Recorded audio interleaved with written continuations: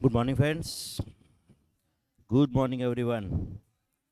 चलो, ये हम लोग थे पेज नंबर 160 पे, बराबर है ना। And point number 115, point number 114 तक हम कल कंप्लीट किए थे। तो पॉइंट नंबर 115, सेट ए है। क्या है सेट ए में बताओ? 5 8 9। एंड सेट बी में ए की ऑब्जर्वेशन है 6।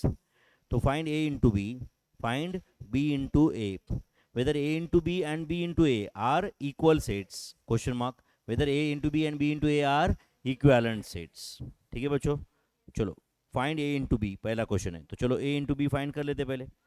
तो बोलो a into b में क्या क्या आएगा? 5 6 8 6 एंड 9 6 a into b में। एंड चलो b into a में क्या आएगा बताओ? b into a में, हाँ बोलो। 6 5 6 8 6 9, ये b इंटू ए है। तो a into B, B into A equal sets है क्या? नहीं, इक्वल तो नहीं है ना, but they are equivalent sets. तो लिखो a into B and b into A are not, बोलो, equal sets, are not equal sets, but बोलो a into B and b into A are equivalent sets, are, बोलो मेरे भाई, equivalent sets. तो मैं ऐसे बोल सकता हूँ कि यहाँ पे बताओ इस क्वेश्चन में a into B is not equal to B into A, but number of a into B is equal to number of b into A is equal to number of a into number of b which is equal to 1 into 3, या 3 into 1 करो, बराबर है ना। क्या? 3 into 1 which is equal to 3। तो number of A into B में भी देखो, बी इंटू ए में भी तीन ऑब्जर्वेशन है, 6 5 6 8 6 9, ये तीन ऑब्जर्वेशन है, बराबर ना। तो A into B and B into A into B and B into A are not, हाँ बोलो, A into B and B into A are not equal sets, but they are equivalent sets, they are equivalent sets। Next, 116, in a into b where a comma b, a into b क्या होता है? a comma b एक set होता है, where a belongs to, बोलो, set a and b belongs to set b। a into b is a, बोलो, set of all ordered pairs। शुरुआत में लिख के दिया था मैंने, याद है आपको? it is set of all ordered pairs where a belongs to set a and b belongs to set b, a belongs to set a and b belongs to set b। सही है बच्चों। इफ a is phi और b is phi, मतलब दोनों में से कोई अगर एक empty सेट है, देन बोलो we have defined as a into b और b into a, दोनों का प्रोडक्ट क्या रहेगा? phi। एक अगर empty सेट रहा तो प्रोडक्ट सेट क्या रहेगा? phi। product is possible only for non-empty sets, product is possible only for non-empty sets। okay, next question। a दिया हुआ है, आपको दिख रहा है क्या? a दिया हुआ है, b दिया हुआ है, c दिया हुआ है। a into B intersection c आपने किया है क्या सॉल्व? हाँ करो, आप सॉल्व करो जिन्होंने नहीं किया है, या किया है already? a into B intersection c,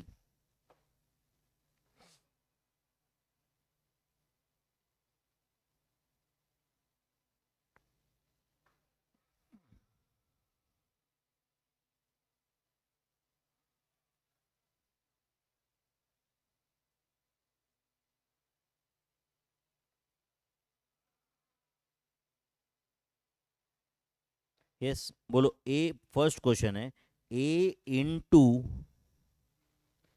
B intersection C, तो बोलो सेट ए क्या है? जल्दी बताओ। 2 10 16।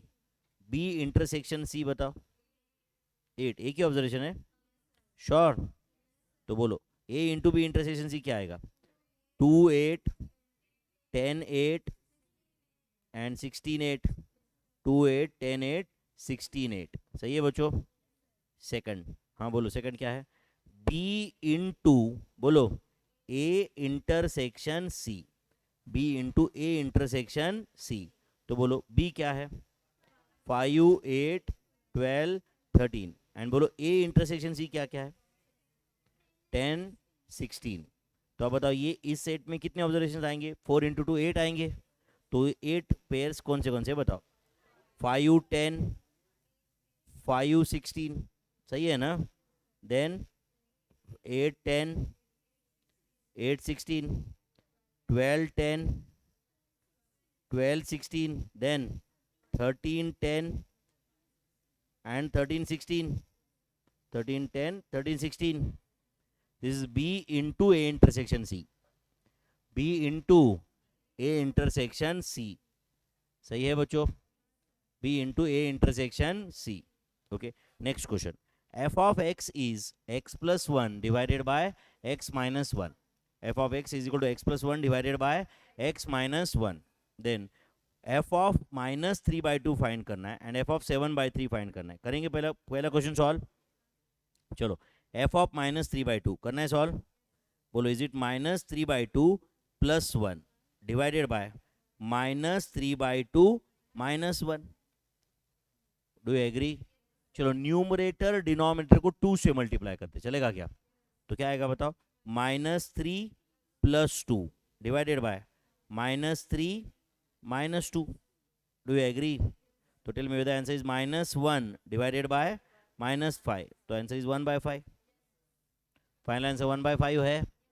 नेक्स्ट क्या पूछा है बोलो f ऑफ बोलो 7/3 क्या पूछा है f ऑफ 7/3 तो answer is 7/3 + 1 divided bye 7/3 -1 numerator denominator को 3 से मल्टीप्लाई करेंगे चलेगा क्या।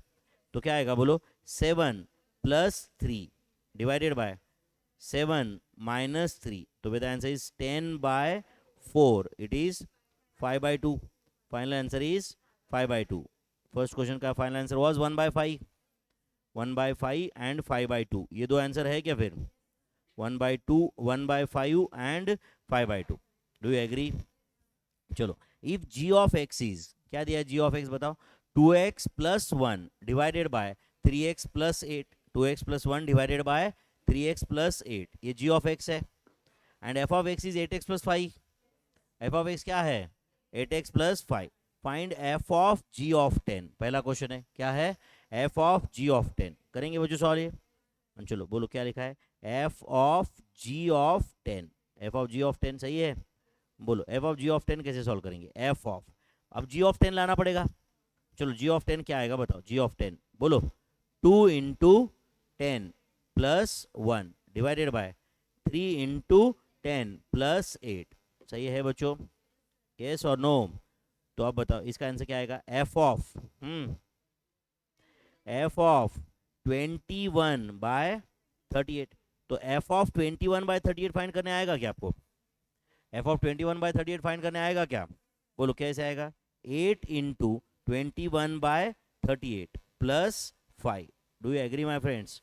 तो बोलो 8 × 21/38 कितना आता है 21 × 8 डिवाइड बाय 30 21 × 8 पहले कितना आता है बताओ 168/38 + 5 डू यू एग्री। ये इसको इधर 5 कर देता हूँ चलेगा क्या सॉरी इधर 38 लिख देता हूँ चलेगा क्या मेरे भाई ये 38 तो क्या आएगा बोलो 38 × 5 + 168 इज इट 358 तो 358 डिवाइड बाय 38 एक काम करो 358 को 2 से डिवाइड करो क्या आता है 179 divide by 19 179 divided by 19 fraction में आंसर चाहो तो लिख सकते हो क्या आंसर है बोलो 9.421053 अप्रोक्सीमेटली या आप क्रॉस मल्टीप्लिकेशन वगैरह मत करो एंड सीधा सीधा 9.42 तो आप पहले भी ला सकते थे आंसर और फिर ऑप्शन में चेक करो कि किसका कौन सा ऑप्शन 9.42 के इक्वल है ऐसा भी कर सकते हो ना। ये हुआ f of g of 10 first question. बोलो सेकंड क्वेश्चन क्या है g ऑफ f ऑफ -2 तो ये g of as it is बोलो f ऑफ -2 क्या आएगा f ऑफ -2 8 × -2 + 5 तो tell me is it g of -11 is it g of -11 तो बोलो इसका आंसर क्या रहेगा 2 × -11 + 1 डिवाइडेड बाय 3 × -11 + 8 तो tell me is it -22 + 1, is it -21 divided by -33 + 8 कितना आता है -25 आता है ना. तो tell me the answer is 21/25. 21/25 is the final answer. 21/25. समझ रहा है कुछ. चलो थर्ड क्वेश्चन क्या है बताओ, जल्दी बताओ. G of function inverse of five. G of function inverse of 5. चलो ध्यान दे रहे हो क्या यहाँ पे, एक मिनट मुझे बताओ एफ ऑफ एक्स क्या था, जल्दी बताओ. Suppose y is equal to f of x था. क्या था एफ ऑफ एक्स, बोलो 8x + 5. तो बोलो therefore x is equal to क्या आएगा, बोलो y + 5 डिवाइडेड बाई 8. नहीं समझा आपको. एंड मैंने यहाँ पे क्या लिया है, y is a function of x लिया है ना बच्चों. y is a function of x लिया है कि नहीं. तो x क्या होता है बोलो, function inverse y is equal to y + 5 divided by 8. ये समझा क्या बताओ. फंक्शन इनवर्स y तक समझे क्या आप लोग. अब बताओ यहाँ पे g ऑफ, बोलो फंक्शन इनवर्स 5 क्या आएगा, फंक्शन इनवर्स 5. इधर फंक्शन इनवर्स y दिख रहा है ना नीचे, उसके बेस पे फंक्शन इनवर्स 5 बताओ क्या आएगा, 5 + 5 डिवाइडेड बाय 8. तो tell me is it g of 10/8, g of 10/8 मतलब tell me is it g of 5/4, g of 5/4. बताओ g ऑफ 5/4 क्या आएगा. बोलो 2 × 5/4 + 1 divided by 3 × 5/4 + 8. Do you agree. चलो एक काम करो, न्यूमरेटर डिनोमिनेटर को 4 से मल्टीप्लाई करो, 4 से. तो क्या आएगा बोलो 10 + 4 डिवाइडेड बाय 15 + 32. तो टेल मी इज इट 14/47. 14/47 ये फाइनल आंसर है क्या, 14/47. कुछ गलत हुआ है कैलकुलेशन, क्या था वो 8x + 5 था. बहुत जल्दी बताए.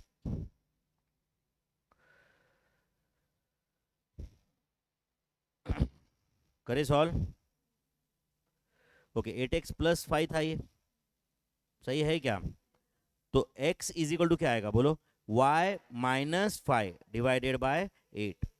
y - 5 डिवाइड बाय 8 सही है क्या भाई. तो अभी तक क्या वेट कर रहे थे क्या पूरा क्वेश्चन होने का. y - 5 डिवाइड बाई 8 है. तो function inverse y is equal to क्या आ रहा है बोलो y - 5 divided by 8. Do you agree. बोलो क्वेश्चन क्या था एक बार बताओ. g of function inverse of 5, g of function inverse of 5 सही है. तो बोलो g of function inverse of 5 क्या आएगा फिर बोलो 5 - 5 डिवाइडेड बाय 8. तो the question is g of 0. g of 0 क्या है फिर बोलो 2 × 0 + 1 divided by 3 × 0 + 8. The answer is 1/8. Answer is 1/8. सही है. अब समझा क्या भाई. मतलब अगर समझो बाई चांस प्लस की जगह मैंने कहीं माइनस लिखा तो आप पूरा क्वेश्चन एंड तक वेट करोगे और फिर बताओगे क्या.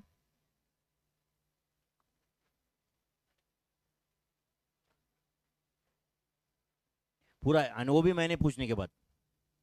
तुम सिर्फ चेहरा ऐसे करोगे, ऐसे करोगे, फिर मैं पूछा क्या हुआ भाई, फिर तुम बोलोगे नहीं सर वो प्लस का माइनस था. तुम्हें बात करने नहीं आता है, मुंह में गया है कुछ अटक गया है, या कुछ मुंह में है जो बाहर निकालने की इच्छा नहीं हो रही है.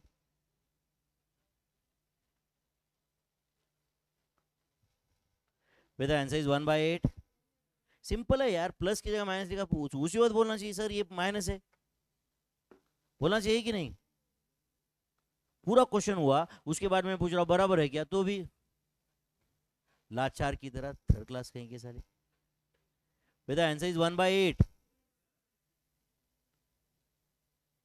Next F of x is 1 divided bye 1 - x. और क्या पूछा एफ ऑफ -1. तो बोलो एफ ऑफ -1 क्या आएगा बोलो 1 डिवाइडेड बाय 1 -1. तो tell me is it 1 divide by 2. Answer option B सही है. Correct answer is option B. 1/2 is answer. Next x is to y. Okay x comma y, where x is less than y and x comma y both are, बोलो, real numbers, both are is not a function, one to one mapping, none of these, बोलो. It's not a function. Why it is not a function?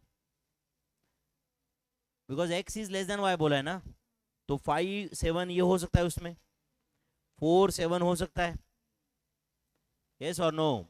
Then 8 9 हो सकता है, 8 12 हो सकता है. तो बताओ, इट इज 8 के लिए इमेज 9 भी हो सकता है, 8 के लिए इमेज 12 भी हो सकता है. It is one two many और मेनी टू मेनी. नहीं समझा आपको? एंड टू मेनी आया मतलब it can not be a function. सिर्फ कौन से रिलेशन फंक्शन होते हैं? कौन से रिलेशन फंक्शन होते हैं? One to one and many to one. One to one and many to one relations are functions. One to one relations and many to one relations are functions. ठीक है बच्चों? Yes.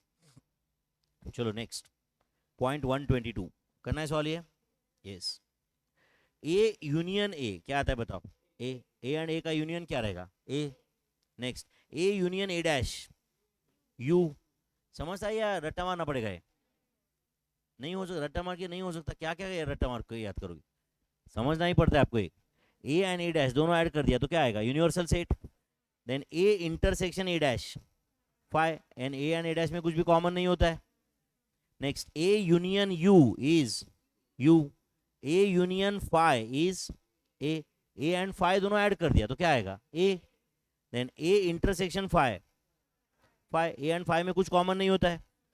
Phi union A dash phi intersection U phi.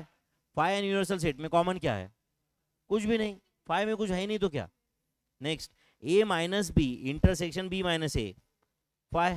अब देखो ये ए है, ये B है, ये ए माइनस बी होता है, ये बी माइनस ए है. इन दोनों में कुछ कॉमन है क्या?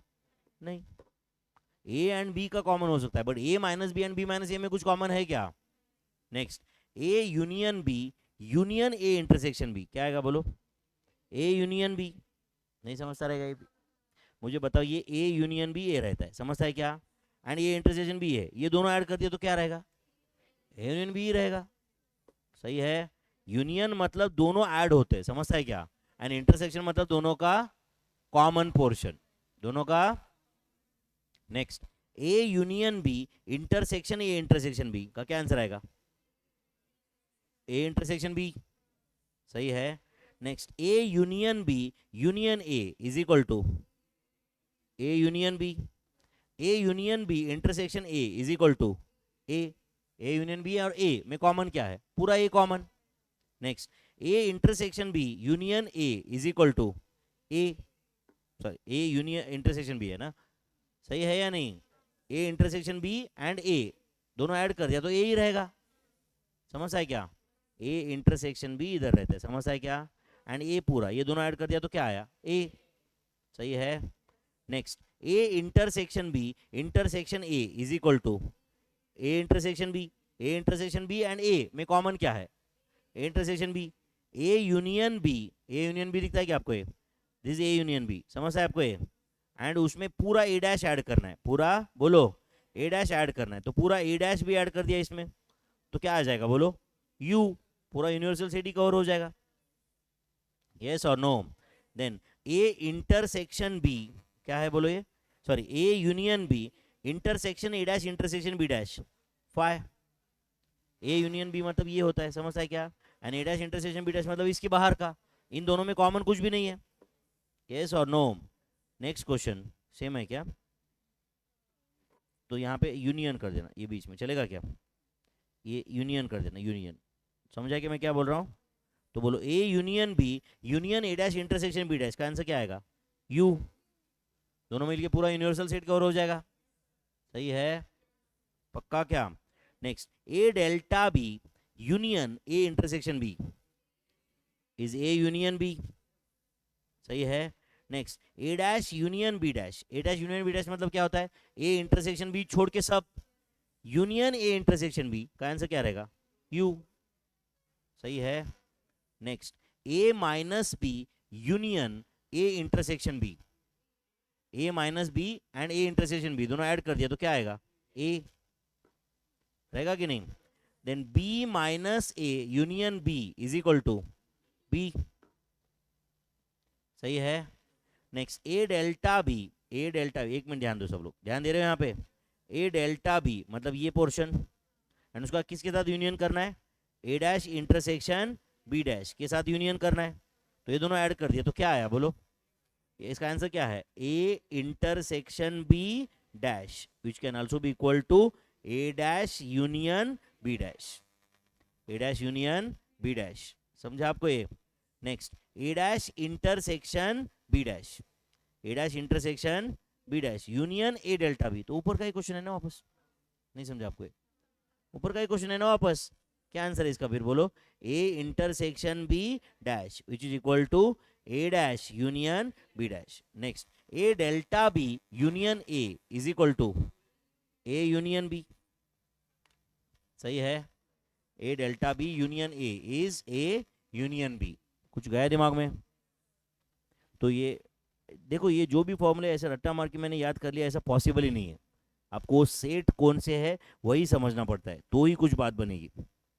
समझा क्या आपको. ओके चलो, ये हो गया सबका. चलो पॉइंट नंबर 123, ये अगेन दिस वेरी इंपॉर्टेंट, क्योंकि इसके थ्रू आपके सारे कंसेप्ट क्लियर हो जाएंगे. यहाँ पे 40 क्वेश्चन इसके अंदर, एक ही पॉइंट के अंदर. समझ रहे हैं आपको ये.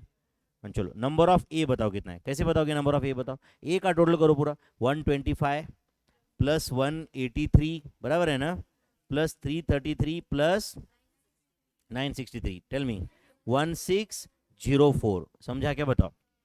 आप मेरे साथ प्लीज अच्छे से सॉल्व करो बच्चों. Is it 1604. चलो नंबर ऑफ बी बताओ, 183 प्लस 286 बराबर है ना, प्लस 333 प्लस 581, टोटल 138683 है, 1383. सही है क्या.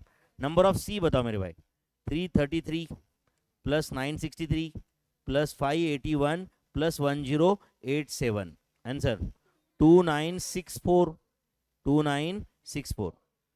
अच्छा एक काम करो, ये सबका टोटल करो और बताओ क्या है सबका टोटल, ये पूरा बाहर का including 125 plus 183 plus 333 plus 963 plus 286 plus 581 plus 1087 plus 2081 कितना है, 5639, 5639. तो यहाँ पे एक बाजू में लिखता हूँ मैं, number of U is equal to क्या है बताओ, 5639. 5639 है क्या. तो एक काम करो, 5639 में से 1604 निकाल दो तो क्या बचा, 4035. Is it number of A dash. सही है. कौन सा फॉर्मूला यूज किया नंबर ऑफ ए डैश के लिए, number of U minus number of A. Next number of B dash बताओ, 5639 minus 1383. Answer 4256, 4256. Number of C dash बताओ, 5639 minus 2964. Answer is 2675, 2675. Next number of U 5639. Number of A intersection B, अच्छा diagram देख के बताओ, ए intersection B 183 plus 333. Answer 516. Number of B intersection C 333 plus 581. Answer 914. सही है.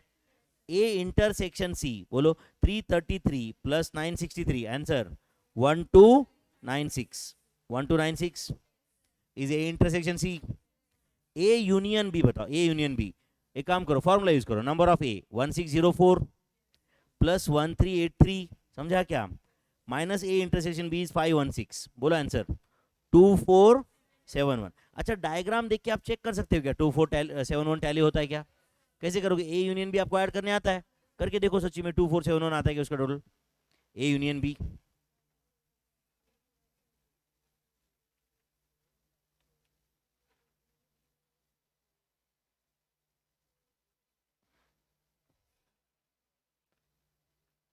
हो रहा है क्या टैली, कुछ तो कैल्सी पे बटन दबाने का, बोलने का हाँ हाँ हो गया, वो बेस्ट ऑप्शन है.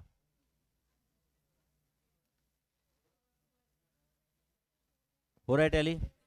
ए यूनियन बी मतलब अब पूरा ए यूनियन बी मतलब आपको ये ऐड करना पड़ेगा, ये ऐड किया तो टोटल डेफिनेटली 2471 आएगा। ए यूनियन बी समझ आएगा आपको, ए यूनियन बी ऐड कर दिया तो टोटल मैच होना चाहिए। चलो बी यूनियन सी का क्या फॉर्मूला होता है, नंबर ऑफ बी ले लो कैलसी पे, number of B 1383 plus number of C 2964 minus B intersection C कितना था 914, बताओ क्या आंसर आया 3433, 3433 है। चलो ए यूनियन सी बताओ, number of A 1604 plus number of C बताओ 2964 minus A intersection C is 1296, answer is 3272, 3272 is A union C, 3272 सही है क्या भाई, यस और नो। चलो नेक्स्ट ए माइनस बी, अच्छा डायग्राम देख के बताओ ए माइनस बी का है, डायग्राम देख के 125 plus 963, tell me is it 1088, diagram देख के बताया ना 125 प्लस 963 वही ए माइनस बी होगा। अच्छा फॉर्मूला से चेक करो क्या आता है A intersection A minus B का formula, number of A minus number of A intersection B, number of A क्या था 1604, 1604 माइनस ए इंटरसेक्शन बी कितना था 516, देखो 1088 आता है। चलो बी माइनस ए, डायग्राम देखिए बताओ बी माइनस ए क्या आएगा 286 प्लस 581, आंसर इज 867। अच्छा फॉर्मूला से चेक करो क्या रहता है फॉर्मूला बी माइनस ए का, number of B minus number of B intersection A, मतलब ये intersection B. Next A minus C, बोलो डायग्राम देख के बताओ A minus C 125 plus 183, is it 308, is it 308, A minus C है क्या ये, डायग्राम देख के लिखा, आप फॉर्मूला से चेक कर सकते हो क्या आप, number of A minus number of A intersection C. Next C minus A, diagram देखिए बता, एक मिनट ध्यान दो बच्चों, ये डायग्राम देखिए सी माइनस ए मतलब इन दोनों का टोटल रहेगा ना, सी में है बट ए में नहीं है, सी माइनस ए यही रहेगा ना, बोलो टोटल कितना है 1087 प्लस 581 विद आंसर इज 1668, सही है। बी माइनस सी बताओ, B minus C 286 plus 183, is it 469, and C minus B बताओ, C minus B 1087 plus 963, answer is 2050, 2050 is C minus B, कुछ गया दिमाग में, 2050 is answer, do you agree? Next A dash intersection B dash, A dash intersection B dash मतलब A union B छोड़ के सब।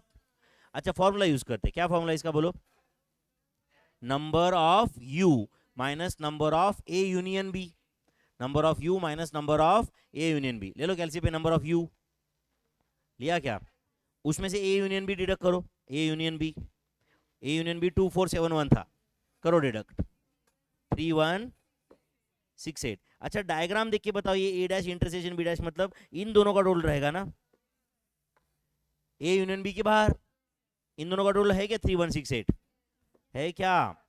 चलो next B dash intersection C dash, B dash intersection C dash में रहेगा 125 plus 2081, tell me is it 2206, आप formula से भी चेक करो सही आंसर है क्या, ये तुम्हारे प्रैक्टिस के लिए चल रहा है, ये नोटबुक कंप्लीट करके अपने को अवार्ड नहीं मिलने वाला है, अपने को अवार्ड है अपन अगर एग्जाम पास हो गए तो कुछ रिवार्ड है अपनी मेहनत का, है कि नहीं।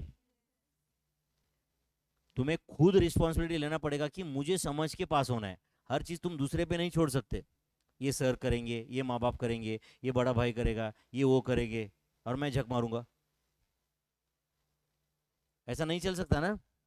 चलो next A dash intersection C dash, बोलो 2081 प्लस 286, इज इट 2367, सही है।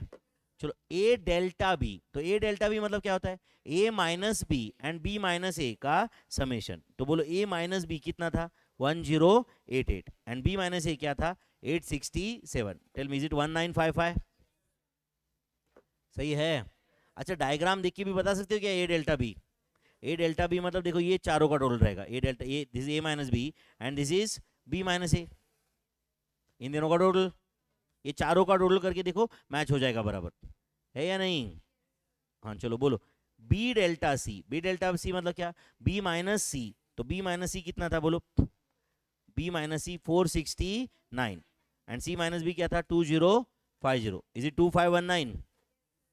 Is it 2519? a delta c, a minus c कितना था 308 and c minus a 1668. where the answer is 1976. is it 1976? is a delta c? a delta c. next a union b dash. अच्छा बताओ a union b dash मतलब क्या होता है? b minus C, sorry b minus a छोड़ के सब. तो एक काम करो, b माइनस ए कहाँ है बताओ? b माइनस ए 867 है एंड 867 आप डिडक्ट करो 5639 से, बराबर है ना? तो आंसर इज 4772. नहीं समझा आपको? b यूनियन a डैश मतलब क्या होता है? b union a dash a minus b छोड़ के सब. तो बोलो a माइनस b कितना था 1088. 5639 से डिडक्ट करो 4551. a यूनियन c डैश क्या होता है? a union c dash c minus a छोड़ के सब. तो 1668 डिडक्ट करो नंबर ऑफ u से 393971. c union a dash is a minus c छोड़ के सब.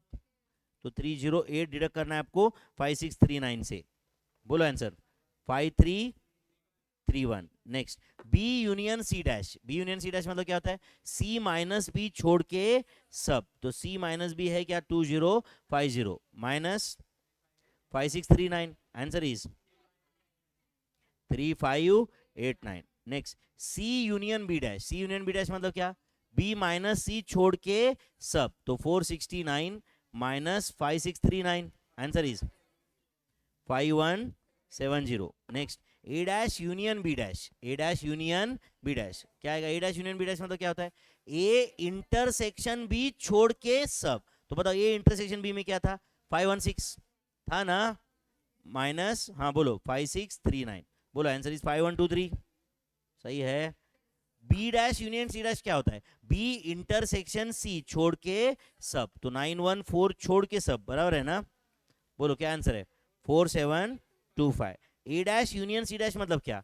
a इंटरसेक्शन c छोड़ के सब. तो 1296 छोड़ के सब. बोलो क्या आता है? 4343. सही है. Next a union b union c. तो a union b union c मतलब, हाँ बताओ नंबर ऑफ u कितना है बताओ पहले तो? 5639 में से 2081 डिडक्ट करो. कितना है? 3558. नहीं समझा आपको शायद? क्या किया मैंने? समझा क्या? नंबर ऑफ u में से सिर्फ वो बाहर का 2081 निकाल दिया. तो ये सबका टोटल आया कि नहीं? अच्छा मुझे बताओ a union b union c का क्या फॉर्मूला था, याद है क्या आपको? एक काम करो, वो फॉर्मूला के हिसाब से बताओ. नंबर ऑफ a कितना था बताओ? Number of a 1604. Number of b कितना था? 1383. नंबर ऑफ c कितना था? a इंटरसेक्शन b बताओ 516. b intersection c 914. a intersection c and तीनों का इंटरसेक्शन में कितना है? तीनों का इंटरसेक्शन 333 है. चेक करो ये टोटल मैच होता है क्या? ये 3588 मैच हो 3558 मैच होता है क्या? चेक करो होता है कि नहीं. कौन सा फॉर्मूला यूज किया number of A union B union C के लिए?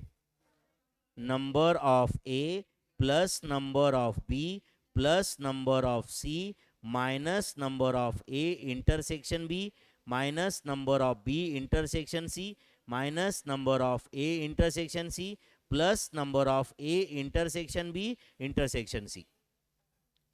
सही है? पक्का बच्चों? Next number of A intersection B intersection C का answer 333. Next number of A dash intersection B dash intersection C dash is equal to 2081. नहीं समझा आपको? Neither A nor B nor C, तीनों के बाहर. Next number of A intersection B dash मतलब A के अंदर होना चाहिए, बी के बाहर भी होना चाहिए, सी के बाहर भी होना चाहिए. तो दिस इज द आंसर 125. ए के अंदर है, बी के बाहर है, सी के बाहर है. यस और नो?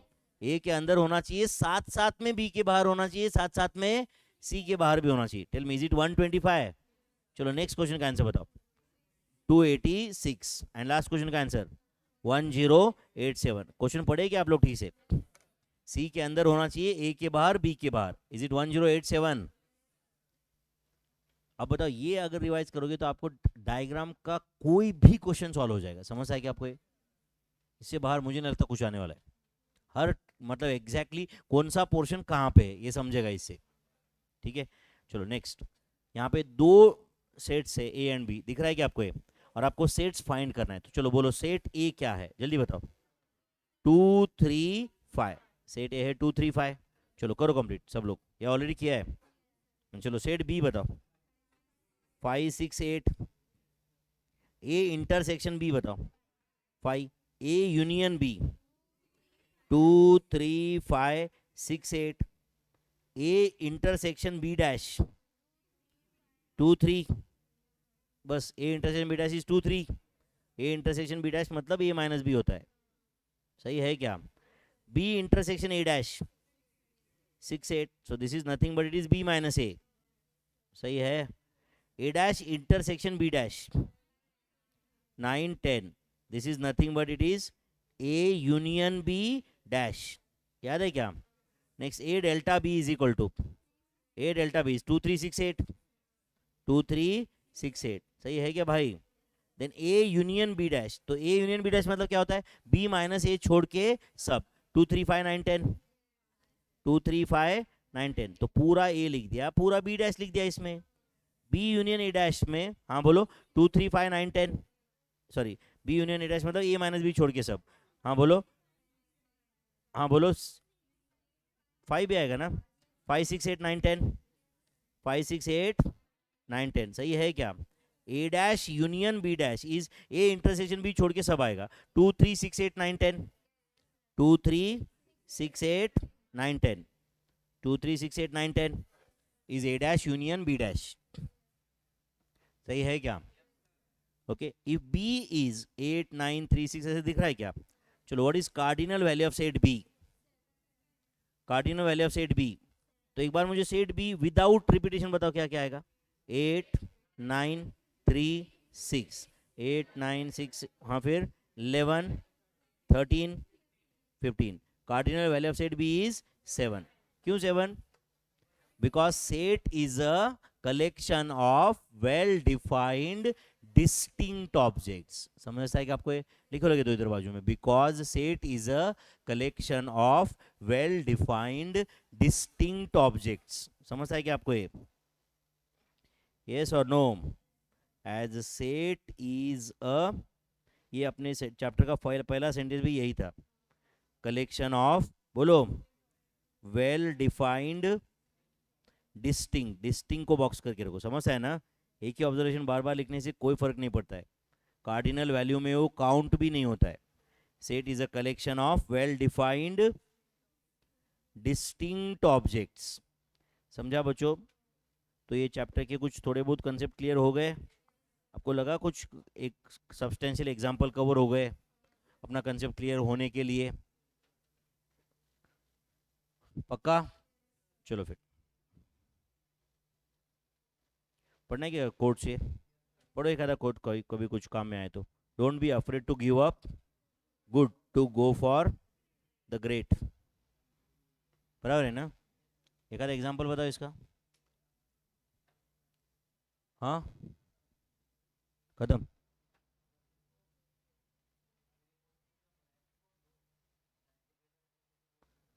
मे बी ऐसा हो सकता है।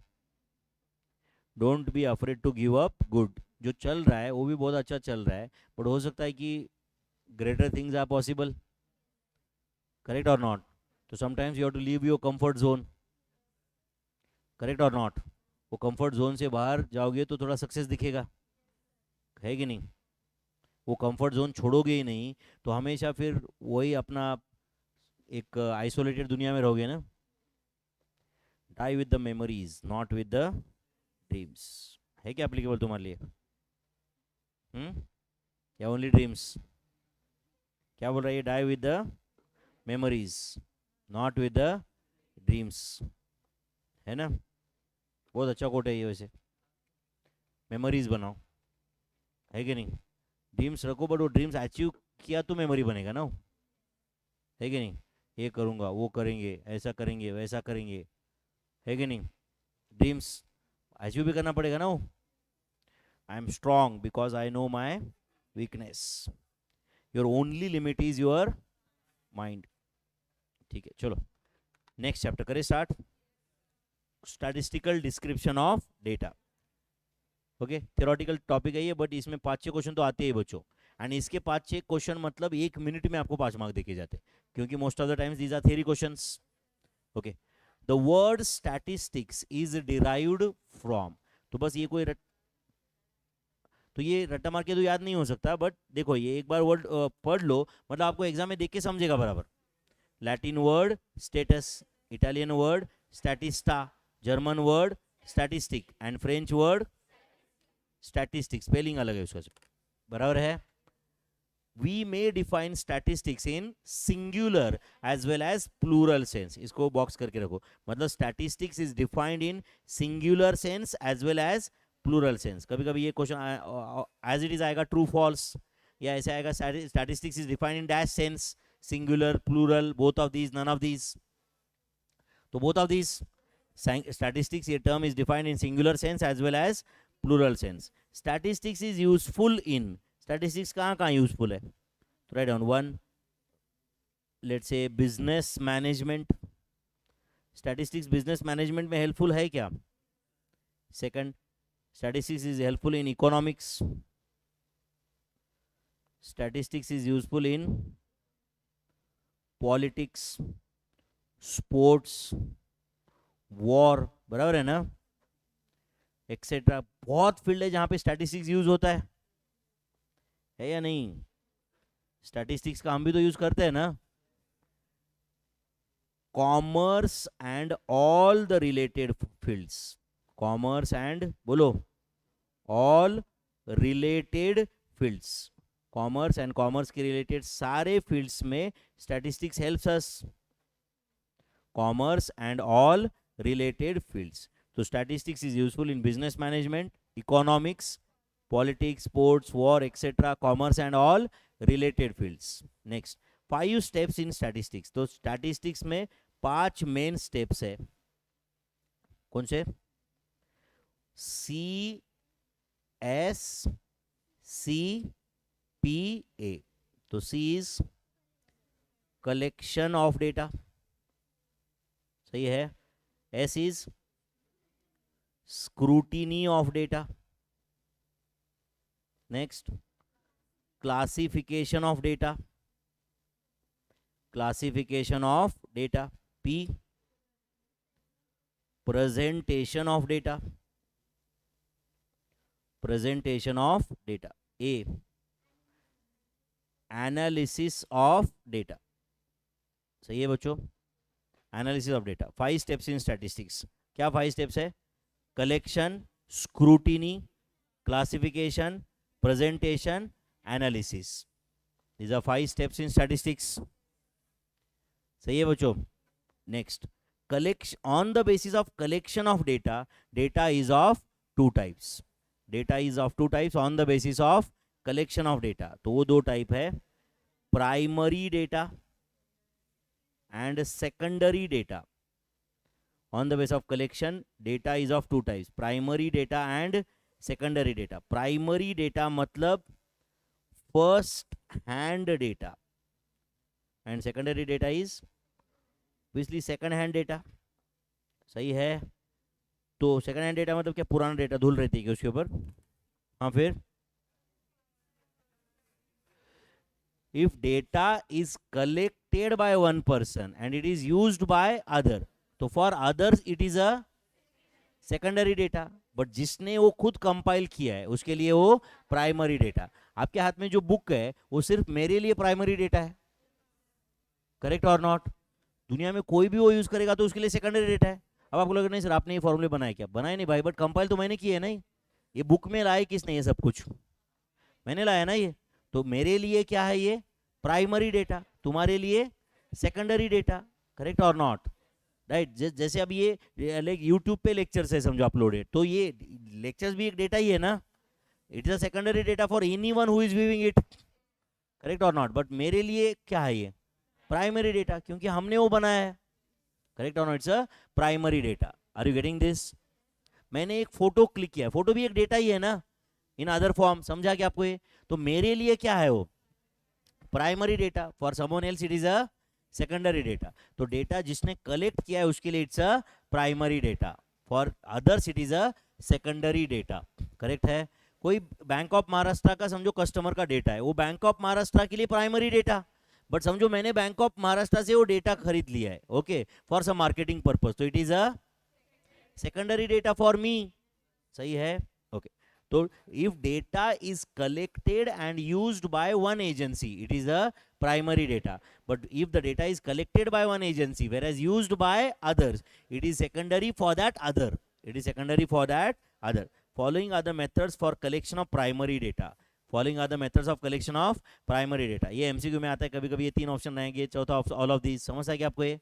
तो कौन से प्राइमरी डेटा के कलेक्शन के मेथड्स है, क्वेश्चनायर, मैं क्वेश्चन पूछ के डेटा कलेक्ट कर सकता हूँ, meld questionnaire, next interview, observation, interview and observation, मैं ऑब्जर्व करके भी, समझो मैं आपको ऑब्जर्व किया, बाहर जाके सुशील को बताया कि अरे यार बहुत नालायक है ये लोग, समझा क्या, तो बहुत नालायक है ये लोग, ये भी एक डेटा है, ये सुशील के लिए सेकेंडरी डेटा है, मेरे लिए वो प्राइमरी है, क्योंकि मैं ऑब्जर्व करके बताया, तो ऑब्जर्वेशन करके मैंने प्राइमरी डेटा लाया ना, करेक्ट। या क्वेश्चनायर पूछ के, क्वेश्चनायर मतलब सेट ऑफ क्वेश्चंस, समझता है क्या आपको ये। तो कौन से questionnaire, meld questionnaire, observation and interview. Next, sources of secondary data, मैंने जस्ट फॉर एग्जांपल बोल के 3-4 लिखा है, वैसे तो करोड़ों सोर्सेज है सेकेंडरी डेटा के। हाँ बोलो कौन सा, international sources, WHO, IMF, world bank, government sources, primary source, private sources, unpublished data, समझ आए क्या आपको ये। कोई डेटा अनपब्लिश्ड है वो भी तो कोई दूसरा यूज कर रहा है तो उसके लिए सेकेंडरी है ना, यस और no.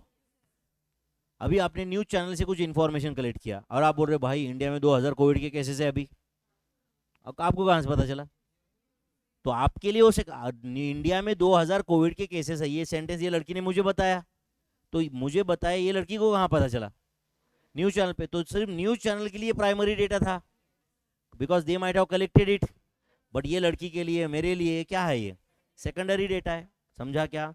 Checking the data for its accuracy, checking the data for its accuracy and consistency is known as scrutiny of the data. Checking the data for its accuracy and consistency is known as scrutiny of data. Checking the data for its accuracy and consistency is known as scrutiny of data.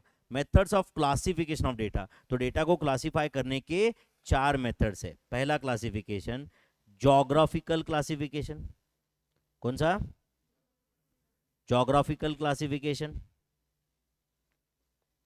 सुनाएगा कभी आपने। Chronological classification, chronological मतलब time series wise, समझ है ना, date wise, time wise, समझ है क्या। इसको कभी कभी टाइम सीरीज क्लासिफिकेशन ऐसा भी बोला जाता है, या इसको टेम्परल क्लासिफिकेशन ऐसे भी बोला जाता है। कौन सा क्लासिफिकेशन, टेम्परल क्लासिफिकेशन या time series classification.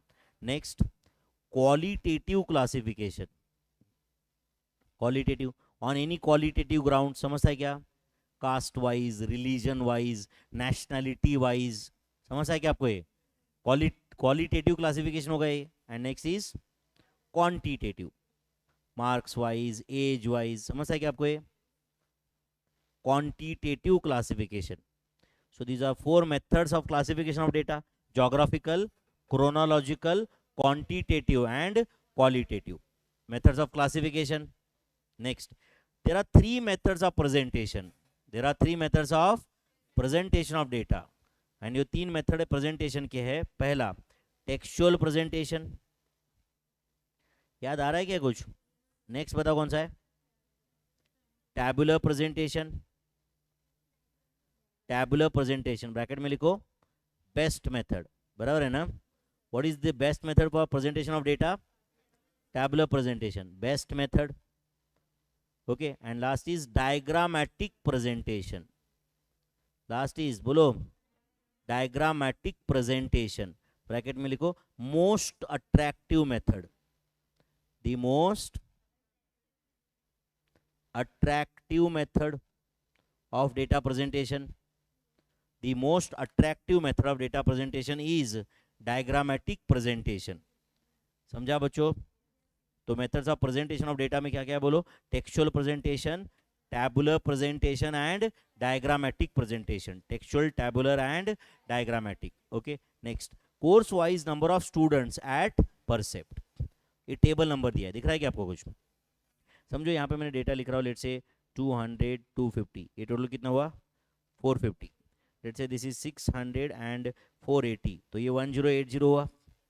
Suppose this is 250 and let से 80, तो दिस इज 330. चलो कॉलम वाइज टोटल बताओ कितना है. सो दिस इज 1050, सही है क्या? Then 560 610, is it 810? And tell me, is it 1860? 1860 total है क्या? सही है. एंड समझो ये इंफॉर्मेशन आपने कलेक्ट किया है, समझो source is let's say www.toi.com, timesofIndia.com से इंफॉर्मेशन लाया है, समझा आपने? ध्यान दे रहे हो क्या? जहाँ से भी कलेक्ट किया आपने इंफॉर्मेशन, www.toi.com. ध्यान दे रहे हो सब लोग बच्चों यहाँ पे? अच्छा बताओ, ये जो लिखा है course wise number of students at percept, इसको क्या बोला जाता है? टेबल का टाइटल. क्या बोला जाता है? टाइटल. लिखो आप, दिस इज टाइटल. ये टेबल का टाइटल है. Course wise number of students at percept, ये टेबल का क्या है? टाइटल. ये टेबल, ऑब्वियसली ये टेबल नंबर है, इसको तो बोलने की जरूरत ही नहीं है. This is table number.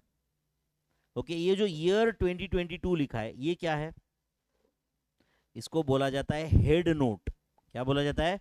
Head note. क्योंकि अगले साल भी यही टेबल बनेगा, सिर्फ ईयर चेंज होगा, तो हेड नोट चेंज होने से टेबल चेंज होगा ना, ऑब्वियसली.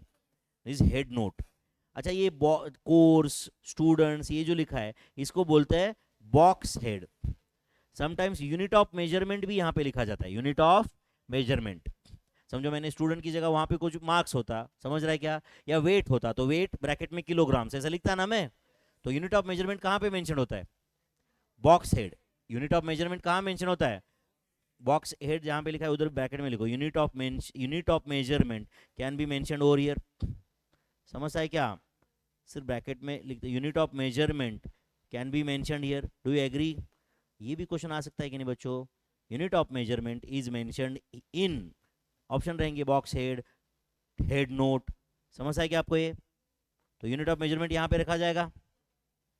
यूनिट ऑफ मेजरमेंट कहाँ लिखा जाएगा? बॉक्स हेड में. अच्छा, ये जो स्टूडेंट्स ये दिख रहा है, सीए फाउंडेशन वगैरह दिख रहा है क्या आपको? ये क्या है बोलो? स्टब्स. ये क्या है? स्टब्स. तो स्टब्स क्या होता है बताओ? Left part of the table describing the rows. Left part of the table describing the rows are the stubs. अच्छा, ये बॉयज गर्ल्स ये जो लिखा है इसको क्या बोलते हैं? इसको बोलते हैं कैप्शंस. क्या बोलते हैं? कैप्शंस. तो कैप्शन मतलब क्या? अपर part of the table describing the columns. Upper part of the table describing the column. And stub क्या होता है? लेफ्ट पार्ट डिस्क्राइबिंग द रोज. समझा क्या आपको ये? यस. अच्छा बताओ, ये जो इंफॉर्मेशन दिया है मेनली जिसमें नंबर्स है, इसको बोलते हैं बॉडी ऑफ द टेबल. इसको क्या बोला जाता है? Body of table. इसको बोला जाता है बॉडी ऑफ टेबल. समझता है क्या? Main body of the table जिसके अंदर अल्जेब्रिक कैलकुलेशंस है, नंबर्स है. एंड ये जो सोर्स लिखा है इसको बोलते हैं फुट नोट. कहाँ पे लिखा है सोर्स? फुट नोट के अंदर सोर्स लिखा है. अच्छा, फुट नोट में सिर्फ सोर्स ही लिखते हैं क्या? नहीं. टेबल के बारे में कुछ और इंफॉर्मेशन देना रहा आपको, तो that information can be given in the footnote. Any other additional information about the table is written in the footnote. तो समझा आपको टाइटल कहाँ है? टाइटल कहाँ है? दिखा क्या? टाइटल कहाँ है? दिखा क्या? कहाँ है टाइटल बताओ? टाइटल कहाँ है? दिखा क्या? ये टाइटल है, दिख रहा है आपको ये? देन हेड नोट कहाँ है? दिखा क्या? कैप्शंस कहाँ है? बॉयज गर्ल्स टोटल दिख रहा है. Body of the table, footnote, then this is box head and stubs. समझा आपको ये? तो which is the best method for data presentation? समझा क्या आपको ये? चलो, best method of data presentation is, write down, tabular presentation. Best method of data presentation is tabular presentation. Most attractive method of data presentation is diagrammatic presentation and graph pie chart वगैरह सब diagrammatic में ही आ गए हैं बच्चों, yes और no, diagrammatic presentation. Next stubs are, stub क्या होता है बताओ, write down, left part of the table, left part of the table describing the rows, left part of the table describing the rows are stubs. Caption क्या होता है बोलो, upper part of the table, upper part of the table describing the columns, upper part of the table describing the columns, सही है बच्चों, are captions, do you agree? Next diagrammatic presentation, diagrammatic presentation line में क्या क्या include होता है, line diagrams, बार diagrams, pie charts, ये सब डायग्रामेटिक का ही पार्ट है, समझते हैं ना आपको ये, लाइन डायग्राम, बार डायग्राम को फर्दर दो पार्ट में डिवाइड किया जाता है, horizontal bar diagrams and vertical bar diagrams, horizontal bar diagrams and vertical bar diagrams. ये एटलीस्ट बेसिक बेसिक थ्योरी याद रहेगा क्या भाई, या नहीं बहुत बोर होता है। Horizontal bar diagrams, vertical bar diagrams, okay. Simple data on marks of 20 students, दिख रहा है क्या आपको ये? इसको सिंपल डेटा क्यों बोला, क्योंकि डायरेक्ट एक के बाद एक नंबर दिया और कुछ है नहीं ऐसा, इसको क्या करना है, ग्रुप डेटा में कन्वर्ट करना है। किस में कन्वर्ट करना है, in fact group and classified data में कन्वर्ट करना है। किस में बोलो, ग्रुप एंड क्लासिफाइड डेटा। तो ये CI जो लिखा है उसको क्या पढ़ते हैं, क्लास इंटरवल, क्या पढ़ते हैं उसको, CI इज क्लास इंटरवल, क्या है वो, क्लास इंटरवल।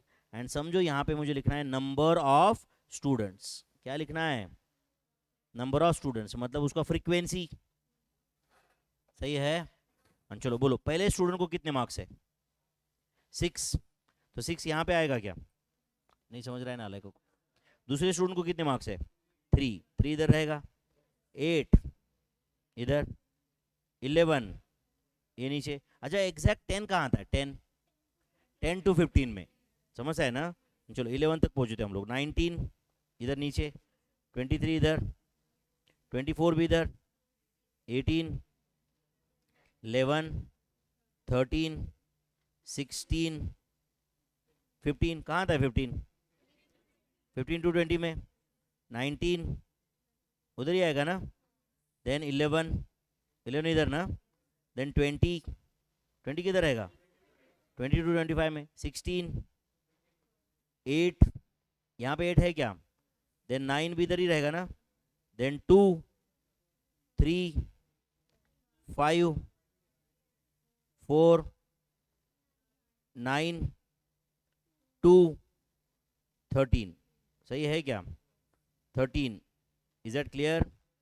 बोलो कितना रहा है फ्रीक्वेंसी, 5, 6, 5, 6, 3, टोटल 25 हुआ क्या। तो ये टोटल को समेशन ऑफ एफ या capital N is equal to 25 बोल सकते हो आप, समेशन ऑफ फ्रीक्वेंसी या capital N is equal to 25।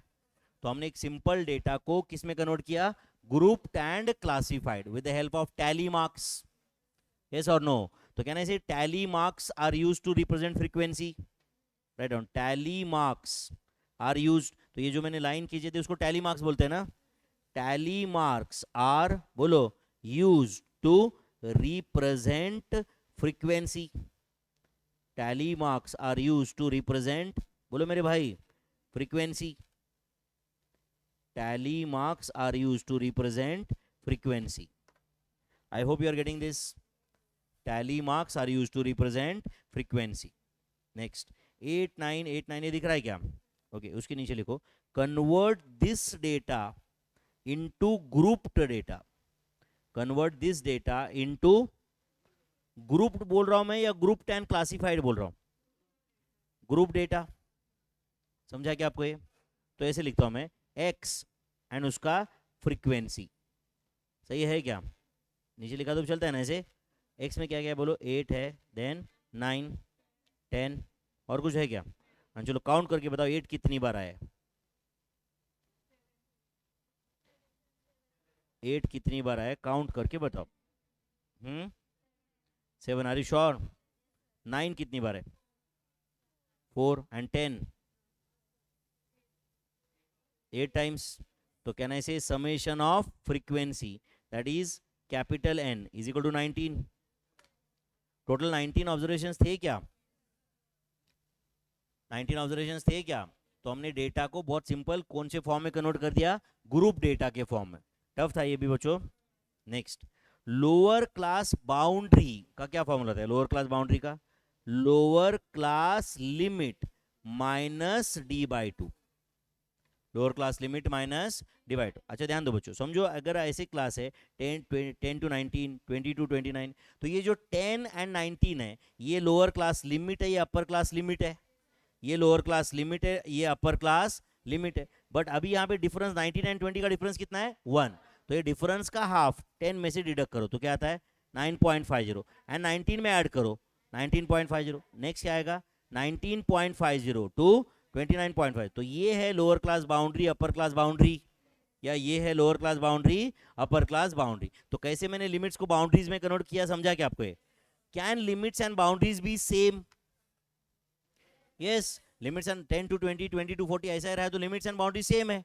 And limits and boundaries are same in exclusive classification. In exclusive classification, and in inclusive classification limits and boundaries are different. Yes or no? Limits, lower class limit itself is lower class boundary in exclusive classification. Yes or no? चलो अपर class boundary का क्या formula है? Upper class limit plus d/2. Upper class limit plus d/2. सही है भाई. Next, relative frequency is equal to क्या formula होता है? फ्रीक्वेंसी ऑफ द क्लास और ऑब्जर्वेशन. किसी क्लास का या किसी ऑब्जर्वेशन का frequency divided by total frequency. याद आ रहा है कैसे कुछ? Divided by total frequency. तो ये जो भी आएगा इसको हम बोलते हैं रिलेटिव फ्रीक्वेंसी. क्या बोलते हैं? Relative frequency. Then percentage frequency is frequency of the class or observation. Frequency of the class or observation divided by total frequency into 100. Divided by total frequency into 100 is percentage frequency. This is percentage frequency my friends. समझ रहा है क्या? Then class width का formula होता है upper class boundary minus lower class boundary. एक ही formula या और कुछ है? बाउंड्री का एक ही फॉर्मूला है, upper class boundary minus lower class boundary. But class mark को ही हम क्या बोलते हैं? Class mid point. Class mark को ही हम क्या बोलते हैं? Class mid point. तो क्लास मिड पॉइंट का फॉर्मूला होता है lower class limit plus upper class limit divided by 2, और हाँ बोलो, lower class boundary plus upper class boundary divided by 2. ये क्लास मार्क के दोनों फॉर्मूले से ऑब्वियसली सेम ही आंसर आता है. बट क्लास विड्थ का एक ही फॉर्मूला है. कई बार लोगों को लगता है कि विड्थ के भी दो फॉर्मूले हैं. ऐसा नहीं है. क्लास विड्थ का एक ही फॉर्मूला है. कौन सा? अपर class boundary minus lower class boundary is the formula for class width. Frequency density का क्या फॉर्मूला है? Frequency of the class divided by class width of that class. Class width of that class is the frequency density. Frequency of the class divided by class width of that class is the frequency density. सही है क्या? Next, less than type of cumulative frequency का क्या formula होता है? Less than type of cumulative frequency is frequency of the class plus sum of frequencies of all preceding classes. Sum of frequencies of all preceding classes is less than type of cumulative frequency. Frequency of the class plus sum of frequencies of all preceding classes. देखो कहीं पे ICI ने एक जगह पे नहीं दिया ये सब कुछ एंड ऑल, बहुत अलग अलग जगह पे, यहाँ पे हम एक जगह पे फॉर्मूला लिख रहे हैं। चलो greater than type of cumulative frequency बताओ क्या है। Frequency of the class, frequency of the class plus sum of frequencies of all succeeding classes, sum of frequencies of all बोलो succeeding classes, frequency of the class plus sum of frequencies of all succeeding classes is greater than type of cumulative frequency. This is greater than type of cumulative frequency. समझा बच्चों? This is greater than type of cumulative frequency. अच्छा अब ये table दिया है यानी table में हमें सब कुछ फाइंड करना है, इससे सब रिवीजन हो जाएगा। तो मैंने क्या दिया है पहले बताओ, क्वेश्चन में दिया क्या है मैंने, क्लास इंटरवल एंड फ्रीक्वेंसी दिया हुआ है एंड बचा हुआ अपने को कंप्लीट करना है। हम साथ में कंप्लीट करेंगे सब लोग। एक बार टेबल अच्छे से देखो क्या क्या पूछा है, एक बार पढ़ लो एंड देखो सबके फॉर्मूले वगैरह याद है क्या, नहीं है तो ऊपर जाके वो फॉर्मूले पढ़ो, बाद में ये सॉल्व करते हो तो अपने को प्रॉब्लम नहीं आना चाहिए। क्या क्या पूछा है एक बार देखो जरा,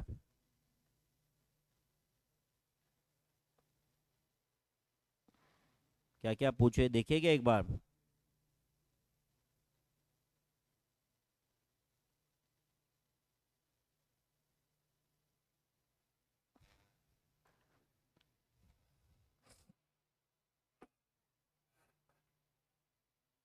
हो गए भाई? चलो बोलो। एल सी है लोअर क्लास लिमिट बताओ 10, अपर class limit 20, next 20 60, next 60 80, next 80 100, next 100 120, next 120 140। सही है बच्चों? तो बाउंड्रीज क्या है यहाँ पे बोलो, 10 20, यस और नो? कहना है यहाँ पे लिमिट्स एंड बाउंड्री सेम है, ओके उसके नीचे लिखो दिस इज बोलो एक्सक्लूसिव क्लासिफिकेशन। ये कौन सा क्लासिफिकेशन है? Exclusive classification. समझ आए बच्चों? This exclusive classification. चलो बताओ अभी लिमिट्स बाउंड्रीज आगे बताओ। 20 60, जल्दी बच्चों, 60 80, 80 100, 100 120, 120 140। सही है? नेक्स्ट रिलेटिव फ्रीक्वेंसी बताओ, रिलेटिव फ्रीक्वेंसी। एक काम करो फ्रीक्वेंसी का टोटल करके बताओ पहले मुझे कितना है, 50। तो 50 मतलब क्या है ये बोलो, समेशन ऑफ एफ, या इसको बोल सकते हो कैपिटल एन। तो बेटा capital N is equal to 50 है, कैपिटल एन 50 है क्या भाई? चलो रिलेटिव फ्रीक्वेंसी बताओ क्या आएगा, 5 divided bye 50 is it 0.10, 8 divide by 50 0.16, 7 divide by 50 0.14, 20 divide by 50 0.40, 0.06, 0.14। समझा क्या आपको? एंड बोलो रिलेटिव फ्रीक्वेंसी इस कॉलम का समेशन क्या आएगा, रिलेटिव फ्रीक्वेंसी इस कॉलम का समेशन क्या आएगा? तो मैं नीचे लिख रहा हूं समेशन ऑफ रिलेटिव फ्रीक्वेंसी 1 आता है and summation of percentage frequency का टोटल कितना आता है, 100। परसेंटेज फ्रीक्वेंसी का टोटल कितना आता है, 100। Is that clear? चलो बताओ परसेंटेज फ्रीक्वेंसी क्या आता है फिर बोलो, 10%, 16%, 14%, 40%, 6%, 14%। Relative frequency into 100 in short. समझ आए क्या? नेक्स्ट फ्रीक्वेंसी डेंसिटी बताओ बच्चों, frequency of the class divided by class width. Class width find नहीं किया ना अभी तक, चलो पहले क्लास विड्थ फाइंड करके लो फिर। 10 to 20 का क्लास विड्थ बोलो 10, 20 to 60 का क्लास विड्थ 40, 20, 20, 20, 20। सही है क्या? अरे क्लास विड्थ यार, upper class boundary minus lower class boundary. चलो frequency of the class divide by class width, 5 divide by 10 कितना आता है, 0.50, 8 डिवाइड बाय 40 0.20। सही है क्या? 7 divide by 20 0.35, 20 divide by 20 1, 3 divide by 20 0.15, 7 divide by 20 0.35। This frequency density. And frequency density का total कुछ भी हो सकता है बच्चों, यस और नो? क्या फॉर्मूला है फ्रीक्वेंसी डेंसिटी का? Frequency of the class divided by class width, divide by class width. हाँ चलो क्लास मार्क बताओ, क्लास मिड पॉइंट, 10 and 20 का मिड पॉइंट, 15 20 60 का मिड पॉइंट, 40 60 80 का mid point, 70 90 110 130, this is class mark, this is class mark या class mid point, सही है। Next, less than type of cumulative frequency, हाँ बोलो बच्चों। 5 5 + 8 13 13 + 7 20 20 + 20 40 40 + 3 43 एंड 50, नहीं समझा आपको ये? कोई मतलब उस क्लास का फ्रीक्वेंसी लिया plus sum of frequencies of all preceding classes, greater than type of cumulative frequency में इधर क्या आएगा बोलो पहले 50, समझा आपको ये? एंड फिर 50 - 5 कितना आता है 45, 45 - 8 37, 37 - 7 30, 30 - 20 10, 10 - 3 7। समझने की कोशिश करोगे ना बच्चों तो ये कॉम्प्रिहेंसिव रिवीजन में भी बहुत कुछ समझ सकता है। दिमाग बंद करके रखोगे तो फिर तो रेगुलर में भी कुछ नहीं हो सकता, बराबर है कि नहीं? Less than type of cumulative frequency, greater than type of cumulative frequency, समझा आपको ये? पक्का? ओके। और एक क्वेश्चन दिया हुआ है, एंड कैन आई से अब ये जो क्लासिफिकेशन है दिस इज इंक्लूसिव क्लासिफिकेशन। क्यों क्यों इंक्लूसिव है ये?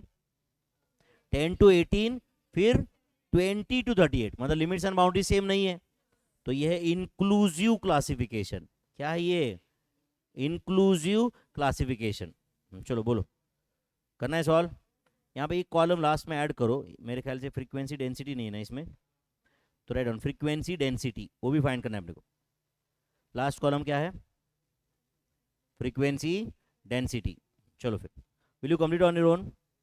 मैं वेट करूँ क्या आपके आंसर का? यस भी नहीं बोलने की तैयार नहीं। Will you complete on your own?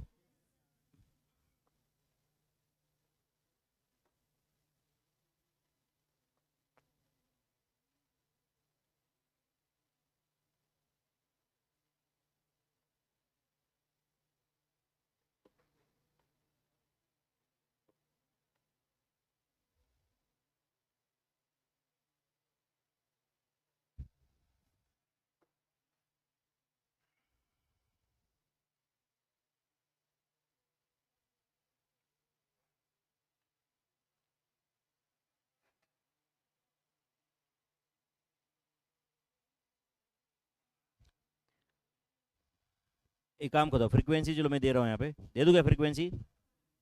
Let's say 20 5 8 9 25, कितना हुआ टोटल? 33 एंड 9 42 हुआ ना अभी तक?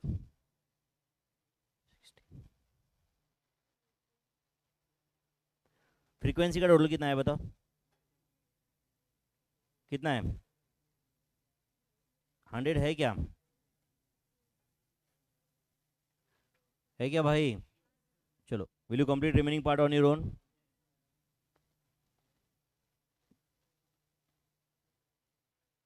लास्ट वाला कॉलम में फ्रीक्वेंसी डेंसिटी,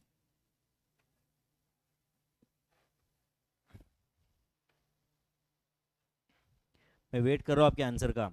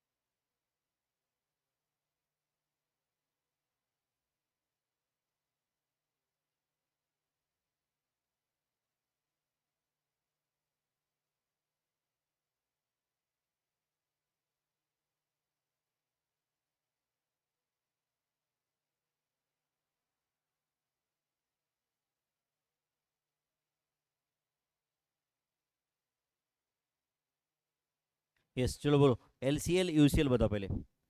10 18 20 38, जो दिख रहा है वो लिमिट्स रहते, बराबर है ना. 40 98, देन 100 168, देन 170 218, 220 318, 320 398. एलसीबी यूसीबी बताओ, एलसीबी यूसीबी बोलो. 9 19 19 39 39 99 99 169 169 219 219 319 319 399. सही है बच्चों, सही है. चलो रिलेटिव फ्रीक्वेंसी बताओ, बोलो. 0.20 0.05 0.08 0.09 0.18 0.25 0.15. ये बहुत आसान गया क्योंकि फ्रीक्वेंसी का टोटल 100 था. नेक्स्ट बोलो. 20%, 5%, 8%, 9%, 18%, 25%, 15%. सही है बच्चों. क्लास मार्क या क्लास मिड पॉइंट बताओ. 10 to 18 का मिड पॉइंट 14 है क्या? 20 to 38 का mid point 29. Next 69. Next 134. Next 194. Next 269. Next 359. चलो क्लास विड्थ बताओ. क्लास विड्थ कैसे होगा? 19 माइनस 9 करोगे, 18 माइनस 10 करोगे? 19 minus 9 is it 10, then 20 60 70 50 100 and 80 is class width. Upper class boundary minus lower class boundary. Then less than type of cumulative frequency बताओ. Less than type of cumulative frequency 20 25 33 42 60 85 100. Next 100 80 75 67 58 40 15. And frequency density बताओ. Frequency of the class कितना है? 20 divided by 10 is it 2.00. Then 5 divide by 20 is it 0.25. Frequency divide by class width समझता है ना? Then 8 divided by 60 का क्या answer है? 0.13333. सही है क्या? Then frequency 9 divided by 70, 9 divide by 70 क्या आंसर है? 0.12857. 0.12857. देन फ्रीक्वेंसी कितना है? 18 divide by 50 is it 0.36. Then बोलो 25 डिवाइडेड बाय, सॉरी ये 0.36 करेक्ट था ना? नेक्स्ट बोलो 25 divided by 100 is it 0.25. And 15 divided by 80, 15 divide by 80 बोलो क्या आंसर है? 0.1875. 0.1875. ये था फ्रीक्वेंसी डेंसिटी. तो ये सब आप कैलकुलेट कर सकते हो क्या भाई? ग्राफिकल प्रेजेंटेशन में पहले भी लिखा था मैंने, हिस्टोग्राम भी आता है, एरिया डायग्राम भी आता है, मतलब this is all included in graphical. समझ है आपको? ये क्यूमुलेटिव फ्रीक्वेंसी कर्व जिसको क्या बोला जाता है, और ओगायूज आर आल्सो क्यूमुलेटिव फ्रीक्वेंसी. मतलब ये ऐसे less than type of cumulative frequency curve होता है, ये ग्रेटर देन होता है. जहाँ पे इंटरसेक्ट करता है वो पॉइंट मीडियन रहता है, वो पॉइंट मीडियन रहता है. हिस्टोग्राम मतलब ये इस टाइप का डायग्राम. समझता है क्या आपको? ये इसको क्या बोलते हैं? हिस्टोग्राम. समझता है आपको? ये median can be graphically obtained.